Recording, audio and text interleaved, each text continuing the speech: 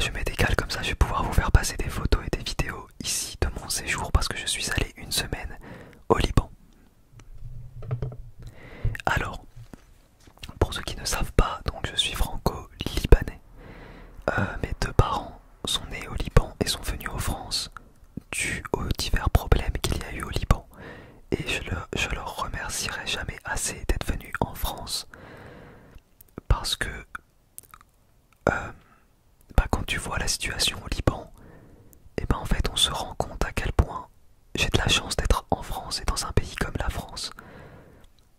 Et petite parenthèse, c'est une chance que malheureusement beaucoup ont oublié. Beaucoup d'immigrés venus en France ont oublié la chance qu'on a d'être venus en France et la chance qu'on a que la France a pu nous accueillir. Donc voilà, n'oublions pas ça. Si jamais il y a d'autres personnes qui sont comme moi, fils d'immigrés ou immigrés directement, n'oublions pas la reconnaissance que l'on doit avoir envers le pays qui nous accueille, qui, je pense, nous oblige également à un devoir d'exemplarité parce que le pays nous a accueillis tout simplement, tu vois. Donc ça c'était une petite parenthèse. Donc ce que j'aimerais vous dire c'est que moi voilà, mes parents sont originaires du Liban et le Liban étant depuis très longtemps est dans une situation compliquée, mais clairement là depuis quelques années ça n'a jamais été comme ça parce que vous avez tous vu les photos de l'image de l'explosion du port de Beyrouth. Alors déjà, pendant que je vais parler, je vais faire passer des photos et des vidéos ici de mon séjour au Liban. Comme ça vous pourrez voir un petit peu ce que j'y ai fait. Et si vous voulez plus de photos et plus de vidéos, je vous laisse aller voir sur mon compte Instagram. Dans la partie voyage, vous aurez plus de photos et plus de vidéos. Et du coup, j'étais en train de vous dire que le Liban a toujours été dans une situation politique déjà très compliquée parce que là-bas, la politique et la religion sont complètement intriquées.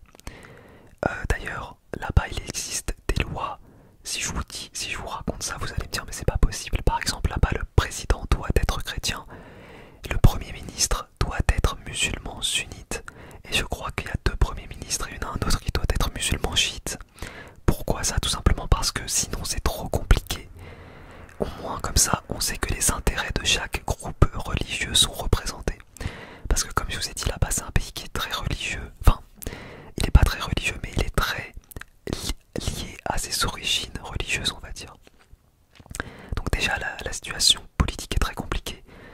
Et je vous parle même pas aujourd'hui avec l'explosion du port. Il faut savoir que le Liban c'est un pays qui est au bord de la mer, évidemment, de la mer Méditerranée, qui est pas très loin de la Grèce, si vous voulez, ça fait face un peu à la Grèce. Et en fait, tout le Liban, toute l'économie du Liban tournait autour du port, toutes les importations, etc. Et les exportations tournaient autour du port de Beyrouth, qui a complètement explosé. Et quand j'y suis allé là, peut-être que je vous mettrai pas la photo, mais le port fume encore après 2 ans je crois, ou 1 an.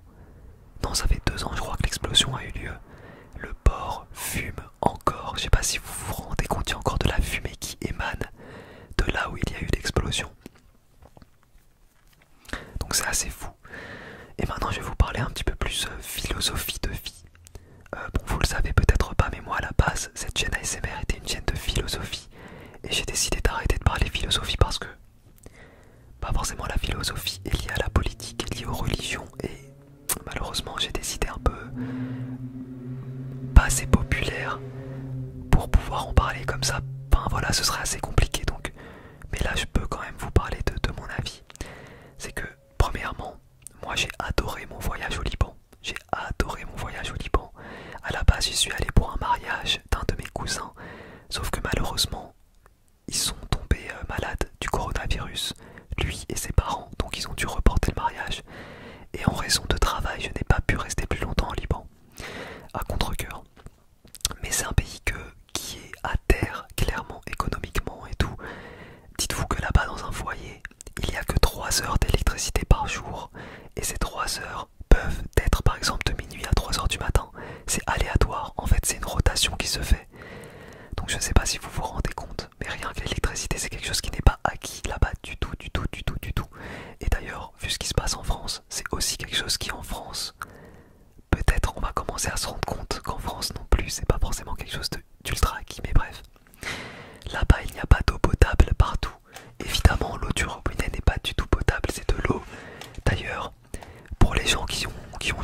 l'Europe et qui vont au Liban, et bah vous vous rendez compte quand vous ouvrez l'eau du robinet à quel point l'eau est pas comme en France. Si vous la mettez dans votre bouche et tout, c'est presque de l'eau salée, enfin c'est de l'eau qui est très peu traitée en fait. Alors, par exemple, il y a beaucoup d'appartements qui n'ont plus d'eau. Donc beaucoup d'appartements où on ne peut même plus se doucher. Et si vous souhaitez avoir de l'électricité en plus, il faut payer super cher. Donc c'est clairement une situation pas facile, mais malgré tout ça fait plaisir d'y aller. Et ça fait plaisir d'y aller l'été, parce que l'été c'est là où les conditions sont le plus difficiles, parce que même s'il fait que 31 degrés, il y a tellement d'humidité que c'est beaucoup plus lourd qu'en France. Si en France il fait 30 degrés, vous voyez ce que je veux dire. Et ça fait plaisir de partager ce quotidien avec les Libanais, même si c'est qu'une semaine. Parce que malgré tout, quand je vais là-bas, je ne peux pas m'empêcher de me dire que c'est là-bas que j'aurais dû être. Normalement, tous mes cousins sont là-bas. Quasiment tous mes oncles et mes neveux sont là-bas. Mes oncles et mes tantes, je voulais dire. Donc, malgré tout, ça fait plaisir d'aller partager le quotidien des Libanais, d'être confronté aux difficultés qu'ils ont, d'essayer de les aider comme on peut, parce qu'il n'y a plus de médicaments là-bas non plus, enfin bref. Et là où je veux en venir aussi, c'est il faut se rendre compte en France la chance qu'on a d'avoir juste de l'eau potable au robinet, d'avoir de l'électricité. Et je vous parle même pas d'avoir des aides financières. Vous vous rendez compte en France la chance qu'on a, que même si vous ne travaillez pas, on peut avoir 600-700 euros. Et je sais que beaucoup me diront, ouais mais avec 600 euros tu vis pas, tu survis. Avec 700 euros tu vis pas, tu survis et tout. Les amis, ça n'est pas vrai. Ça n'est pas vrai. Allez dans un pays comme le Liban et vous verrez c'est quoi de la survie. De la survie, c'est quand tu te réveilles le matin, tu n'es même pas sûr de pouvoir manger ta journée en fait. Ça c'est de la survie. En France, je ne dis pas que ça n'existe pas. Je dis que c'est très rare d'arriver à ce stade-là, c'est très rare. En France, heureusement d'ailleurs et tant mieux, on a beaucoup d'aides qui nous permettent de voilà que ceux qui gagnent beaucoup d'argent payent pour ceux qui gagnent moins, etc. etc. Et au Liban, tout ça, ça n'existe pas. Et la misère est bien plus grande qu'en France. Par exemple, pour vous donner un chiffre, au Liban, 82% des Libanais vivent en dessous du seuil de pauvreté. 82% des Libanais. Au Liban, les gens ne s'autorisent même plus le droit d'acheter du chocolat, des bonbons, des choses comme ça. Donc c'est pour vous dire à quel point je ne vous dis pas de pas vous plaindre sur votre situation en France ou quoi. Mais c'est vrai que moi qui écoute beaucoup la politique, etc., j'ai l'impression que des fois les gens ne se rendent pas compte de la chance qu'on a de vivre dans un pays comme la France. Donc voilà, moi je me dois de vous le rappeler aux quelques-uns qui vont regarder cette vidéo.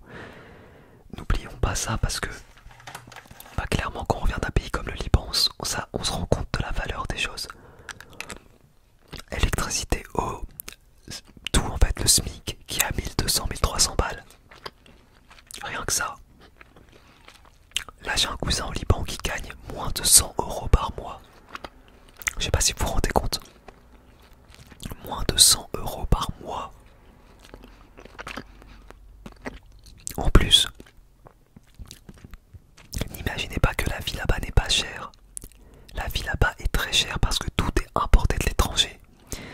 Donc ils paient presque autant que nous les matières premières et les matières transformées. La seule chose qui est moins chère, c'est la main d'œuvre, évidemment. Et le savoir-faire. Donc voilà.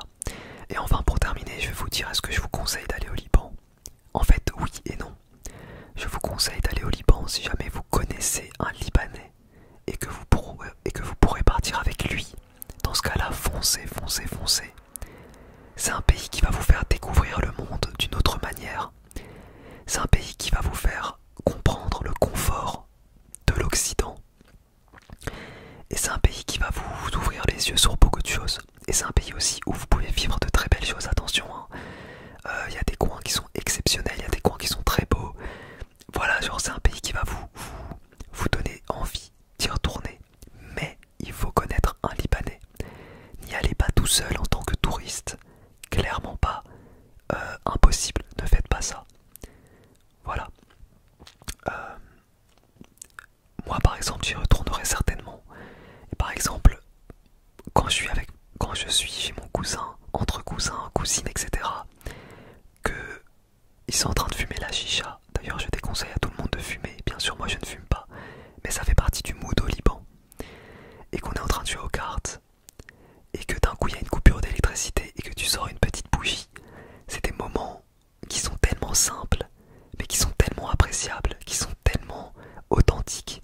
Ça fait plaisir de vivre des moments comme ça. Et moi là, j'y ai repris goût parce que ça faisait 4 ans que j'étais pas allé au Liban. Et j'y ai repris goût et clairement j'y retournerai beaucoup plus souvent au Liban. Je pense que j'y retournerai au moins 1 à 2 fois par an pour aider ma famille aussi et tout. Et encore une fois, c'est un plaisir. Il y a des choses qu'on ne peut pas vivre dans un pays riche, qu'on ne peut plus apprécier dans un pays riche, et au Liban que tu sais apprécier. Et ça, c'est stylé. Et sachez aussi que si vous êtes un amoureux de la nourriture, parce que moi j'ai une chaîne dédiée à la nourriture, sachez que la nourriture libanaise est excellente, vraiment, et que si vous y allez, vous pourrez goûter à de nouvelles choses pour pas cher, pour le coup, pour pas très cher. Donc n'hésitez pas. Et enfin autre chose, par exemple là au Liban, il y a des pénuries de farine. Les gens n'arrivent même plus à acheter du pain. Et si tu veux acheter du pain, il faut faire la queue pendant des heures. Tout ça c'est pour vous retirer un peu la situation là-bas. Donc sur ce, je vous laisse là. C'était une petite vidéo blabla où je voulais vous raconter un peu mon séjour et vous montrer un petit peu tout ce que j'y ai fait. Comme vous l'avez vu, on peut quand même profiter au Liban, on peut quand même s'amuser. Mais il faut connaître et il faut avoir un guide si vous voulez.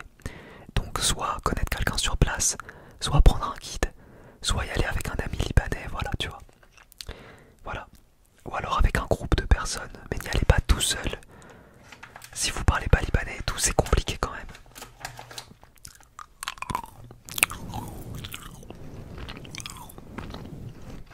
Sur ce, je vous laisse là. Je vous donne rendez-vous demain soir pour une prochaine vidéo. Je vous fais de gros